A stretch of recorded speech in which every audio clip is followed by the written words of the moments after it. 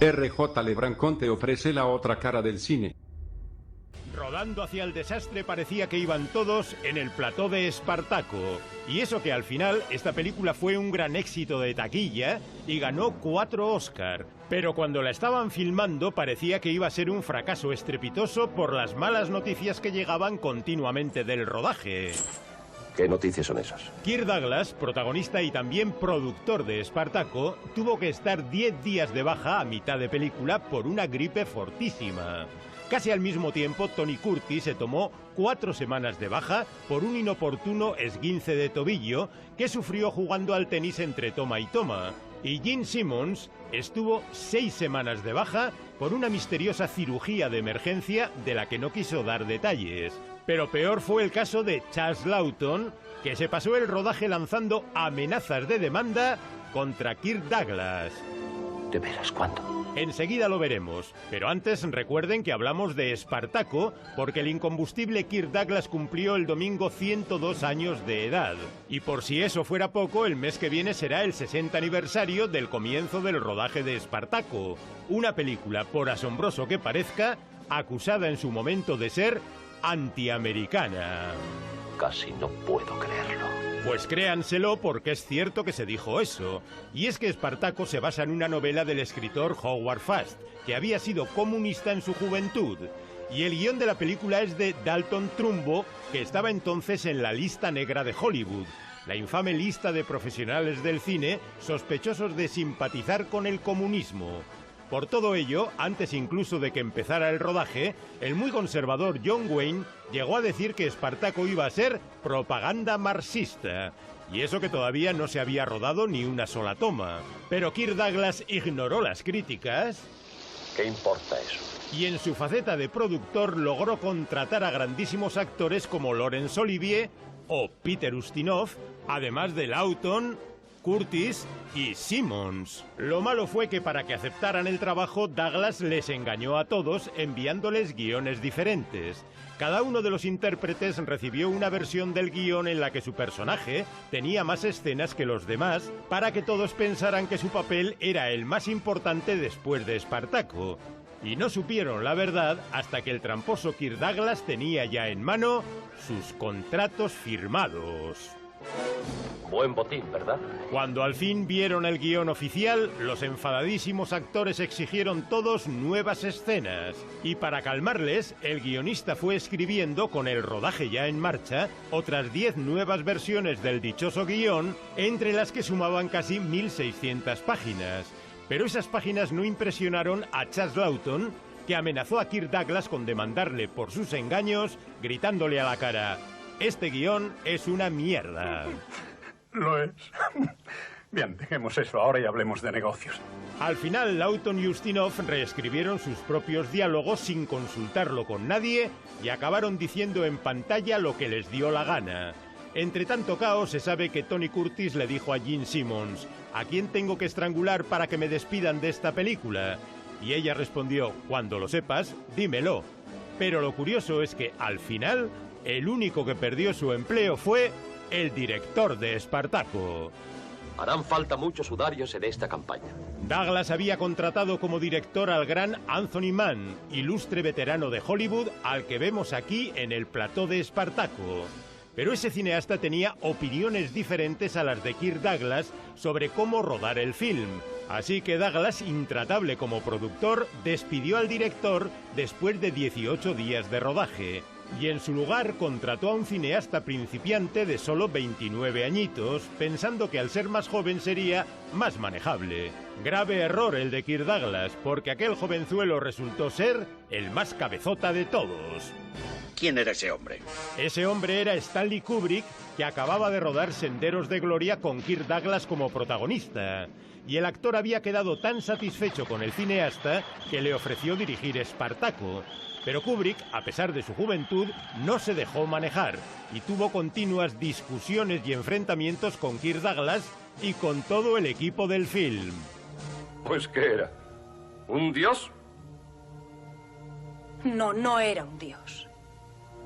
Era simplemente un hombre.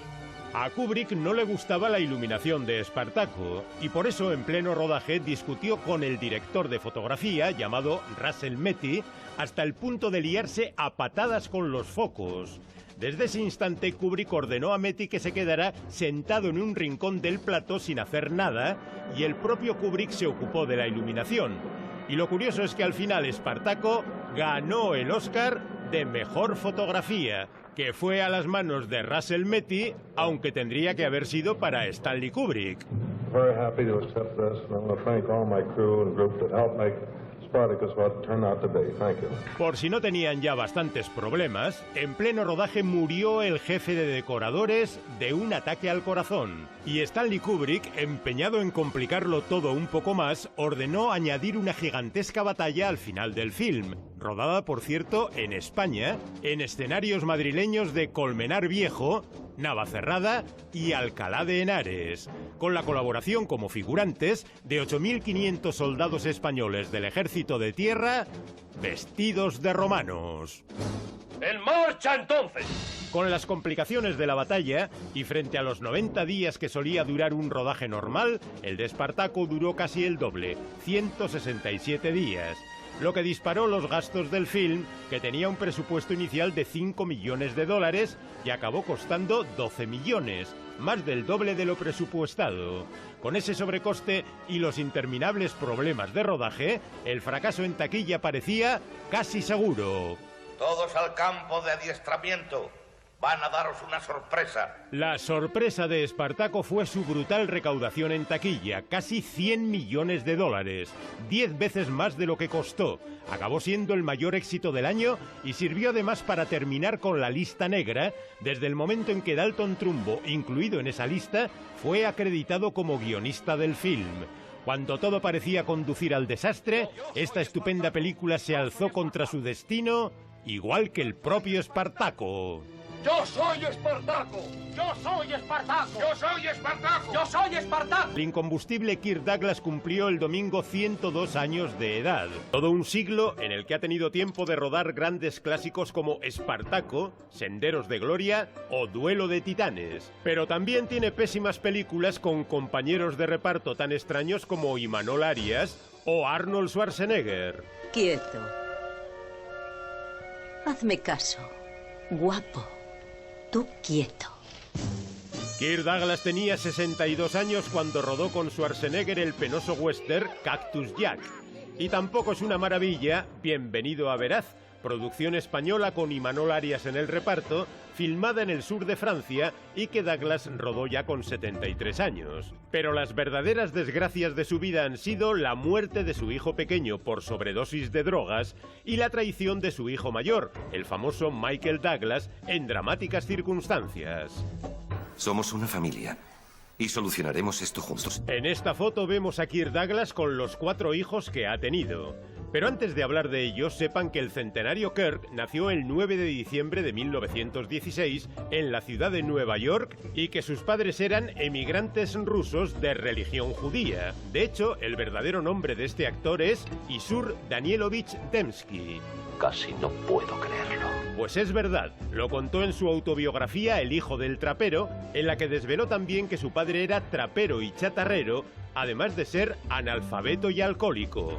Con un padre así y en una familia de 7 hermanos, el futuro Espartaco creció en la extrema pobreza. Y con solo 5 años de edad, a menudo tenía que buscar comida entre la basura de la calle para no pasar hambre. No hagas que me sienta débil. Eres tan fuerte que puedes sentirte débil. El chico encontró fuerzas en la religión y como buen judío, con 13 años de edad, hizo el Bar Mitzvah, el rito de iniciación a la madurez con el que los judíos prometen respetar las normas religiosas y morales de su pueblo. Me hice una solemne promesa. Sus promesas no duraron mucho porque al hacerse famoso olvidó la religión y se entregó a una vida de sexo, diversión y desenfreno. Por eso fue una sorpresa para muchos que este actor celebrara un segundo Bar Mitzvah ya con 83 años de edad. Es decir, 70 años después del primero. Dicen las malas lenguas que este buen hombre solo se acordó de la religión cuando empezó a sentir cerca la muerte.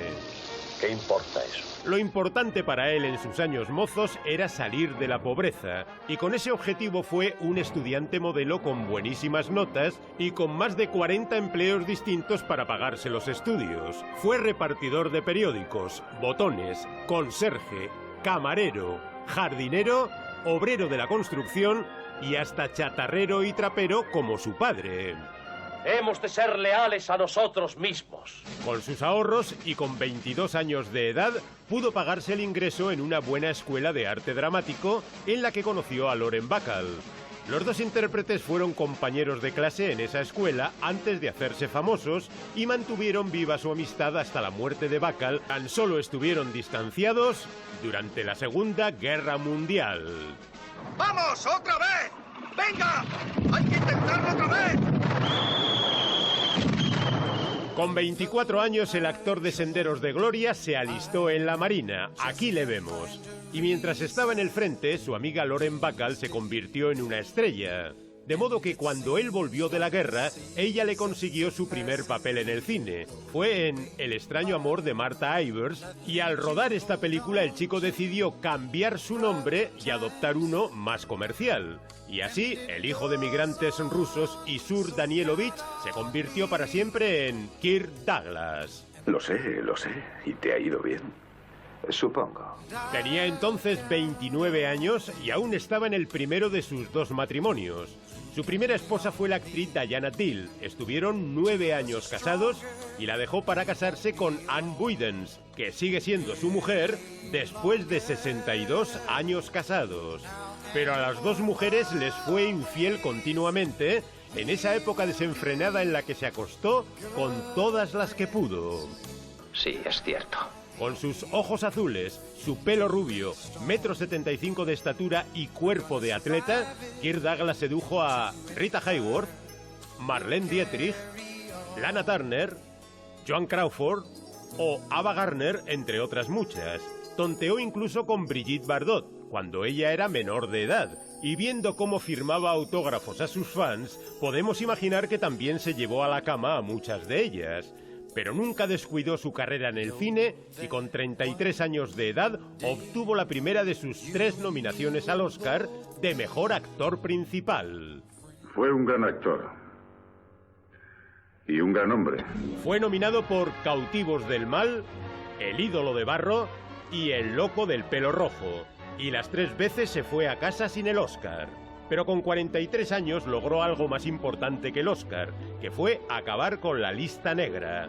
Y es que Douglas fue el primero en todo Hollywood que se atrevió a contratar abiertamente a un profesional hasta entonces vetado por comunista. Llamada para ti. ¿Quién es? Kirk Douglas. Voy a rodar una película sobre un hombre que se enfrentó al mundo entero. ¿Cómo se titula? Espartaco.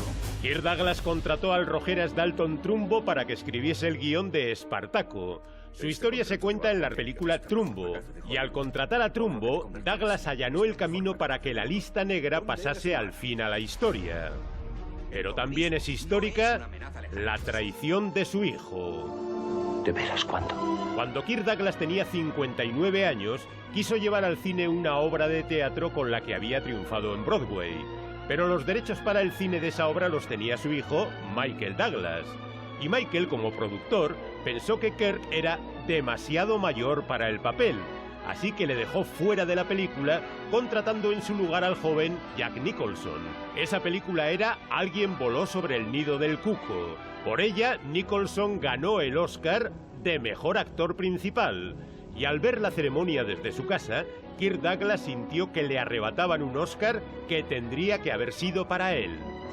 ¿Tú has visto eso? Después llegó el desastre de Cactus Jack y otras muchas tragedias. Y es que con 74 años de edad, Kirk Douglas sufrió un accidente de helicóptero que le dejó una lesión de espalda permanente y que casi le cuesta la vida. Con 77 años le dio un ataque al corazón y ya con 78 años sufrió un derrame cerebral por el que tuvo que aprender a hablar de nuevo. Al menos con 79 años, recibió el Oscar honorífico al conjunto de su carrera y con el ansiado premio en la mano, pudo hacer las paces con su hijo Michael. I see my 4 sons They are proud of the old man. Kirk Douglas tuvo a su hijo Michael con su primera esposa y con la segunda tuvo a Joel, Peter y Eric Douglas, que fue quien murió de sobredosis cuando el viejo Kirk tenía ya 88 años. Pero el inmortal Kirk Douglas también se repuso de ese golpe y, celebrando su 99 cumpleaños, desató la envidia de todos al recibir este cariñoso beso de su guapísima nuera, Catherine Zeta-Jones, la esposa de su hijo Michael, lo que demuestra que Kirk Douglas no pierde su encanto.